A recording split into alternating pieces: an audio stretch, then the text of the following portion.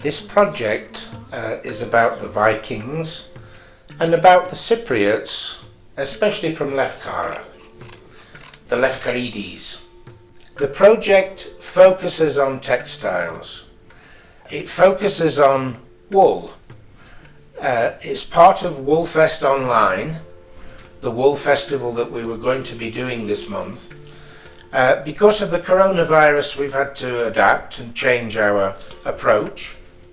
So our team here in Lefkara has been working with students and local ladies to make things, to create costume, and the message that we want to show through this is about sustainability, use of local products, and also recycling.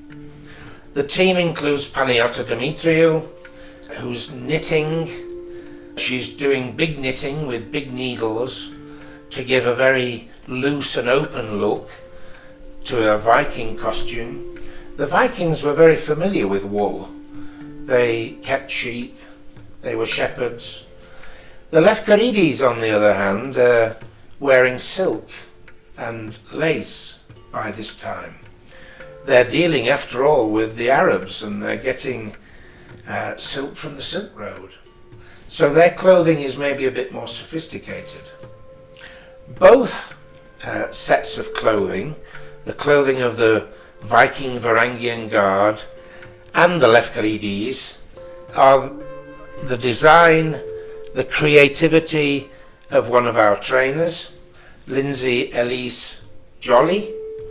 She's normally teaching students at this time sustainable local skills. She's also into fashion, into applied art. So she's using her skills to help the young people involved in this photo shoot to create their own costumes.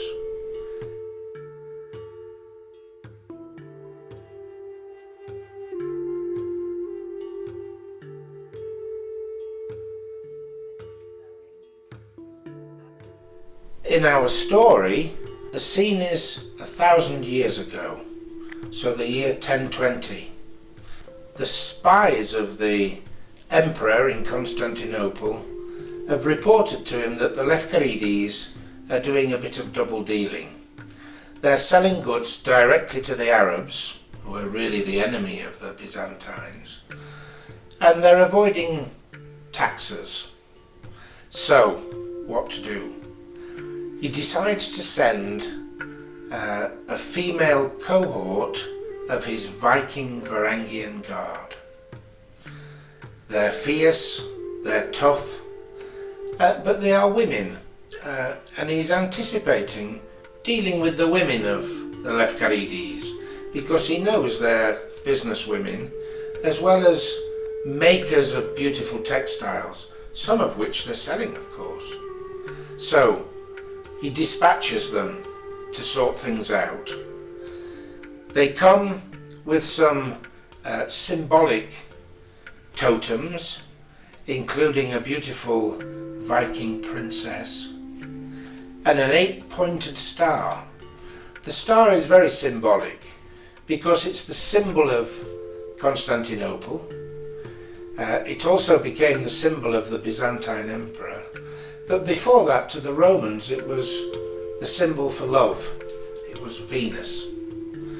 So they bring these things, but they also bring the weapons because they're determined that they're going to sort out the Lefkarides.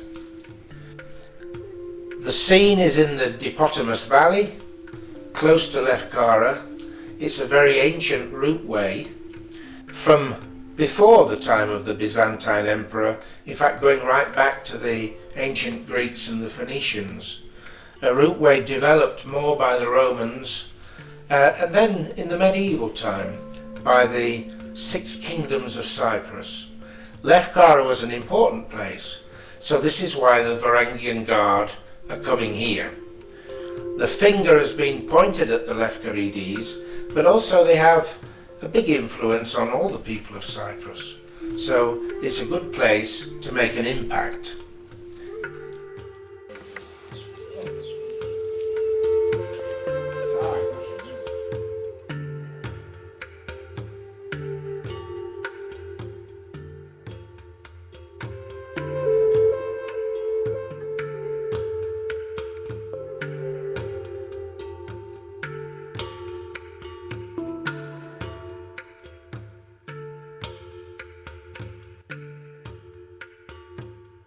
everything here is unique. The things we make are unique because they're a one-off. It's not like in a factory. This is what Grampus, our organisation, is all about. It's encouraging creativity and sustainability. You see, in history, the Vikings get described as people who went around chopping people's heads off and raiding churches and destroying them, but actually their artistry and even their farming methods were very advanced, and they brought a lot into Europe, and they brought it right over here. You know, the reason we do this reenactment is to show that the Vikings had a presence in the Eastern Mediterranean. They loved big showy things, they loved stones, and they loved this style with the metal. They were very, very good in metal. So they liked to show their wealth, and they were very impressed by symbolism as well. Snakes, dragons, and then later when they became Christians, by stylized Christian symbols like the cross. But the style goes through from 5 or 6 different ones and goes through time from maybe 700 AD to 1100 AD. So 400 years of different styles evolving, but all very visible. They wanted people to see them and be impressed. They also wore jewellery that moved and rattled and made a sound. So they weren't shy. They were showing off all the time. And they would take things in the early years. They might take the clasp off a Bible, pull it off the Bible, and make it into a pendant or something. So this, just pass me this heavy one. This could be off a Bible. You know, it could be the fastening on a book, but they threw the book in the fire and saved that and made it into jewellery. This is a very Viking way of behaving.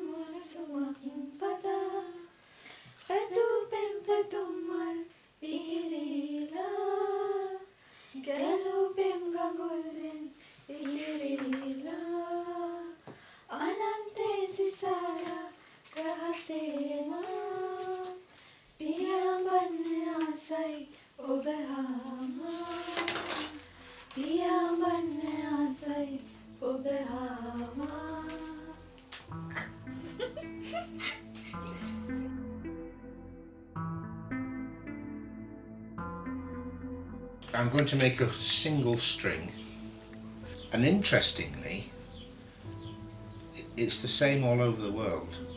So in Peru they have mummies, and the string and the rope that wraps around the mummies is made same way, the same way as this. And if you go to Scandinavia, the farmers are making a simple rope like this to tie down the animal food. Same method. This doesn't mean that the Incas or the Aztecs or the Mayas in South America met the Vikings. It means that there's only one really good way to do it, and you get to the same point through trial and error. We call it convergent evolution.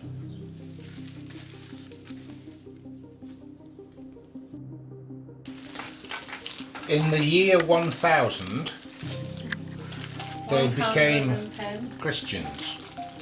Before that, not all of them became Christians, but they tried to. But they kept the old style. So this is a cross, and you see the pattern inside is a little bit like Peter does. You know, he does these bands, and we call this Ringerike. They're both Ringerike, but this is a bit later.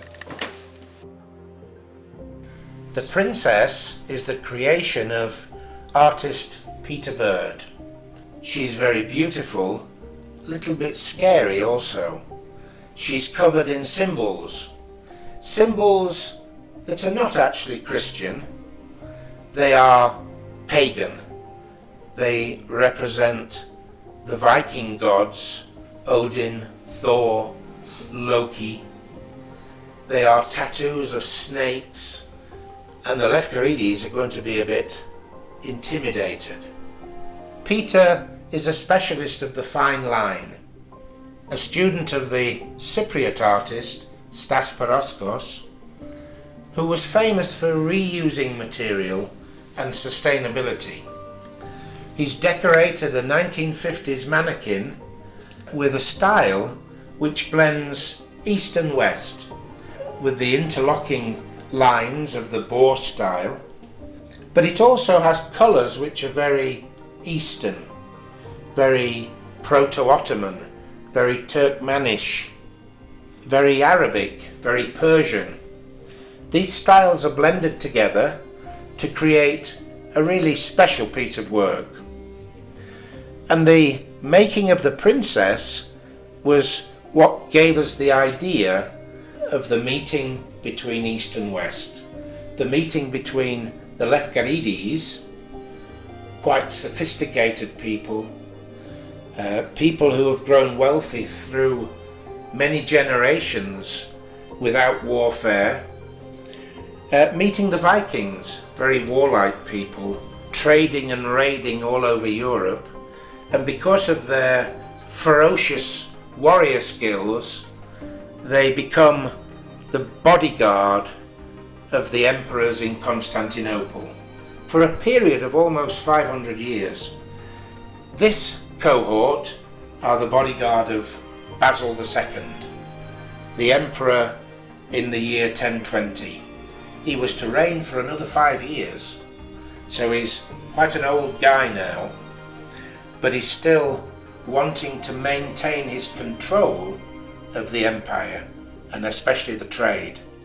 So Peter's artwork has given us a stimulus for bringing groups together, for creating more art, for creating fashion, and involving local people and visiting students in this project.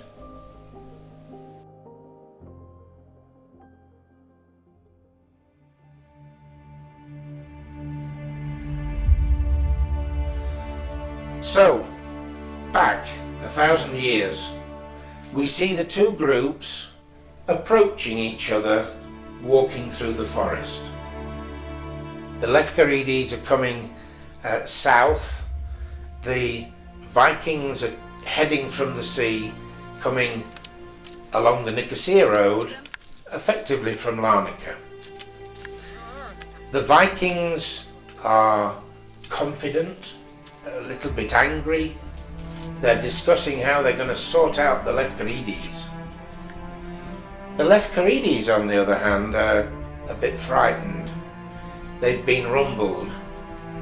They have been informed upon, and their business under the table has been discovered, and they're wondering how they're going to get away with it. Let's hope it ends well. They walk along the ancient route, approaching the beautiful Dipotamus Valley.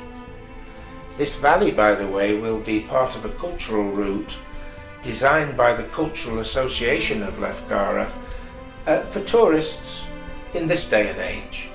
So designing a routeway which includes the culture right from the Neolithic through to the British is important.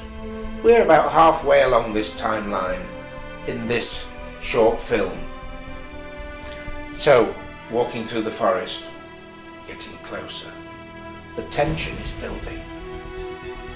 The princess, the totemistic symbol of the Vikings, but also of the empire, is being brought forward to the centre of a medieval bridge. An important meeting point. Also the edge of Lefkara, so a strategic position. The 8-pointed star, the symbol of Byzantium, the symbol of Constantinople, the symbol of power, has been brought along to cow those Lefkaridies even more. The Viking warriors bring them forward and stand in an aggressive way. They're not going to give any ground. They're going to teach the Lefkaridies a lesson. The Lefkaridies come forward a little bit frightened. They're timid. They don't know what to expect. For all their finery, they're not so confident. They offer gifts, traditional gifts, the gift of wheat, the gift of plenty and bountiful harvest. Whoops, the Vikings are not too impressed. The leader throws it to the ground. They want to see something a little bit more like gold and silver and jewellery, something the Vikings understand. So the message gets across, and the Lefkarides ladies start to take off their bracelets, take off their necklaces, and pass them to the Vikings to have a look. A magical thing happens.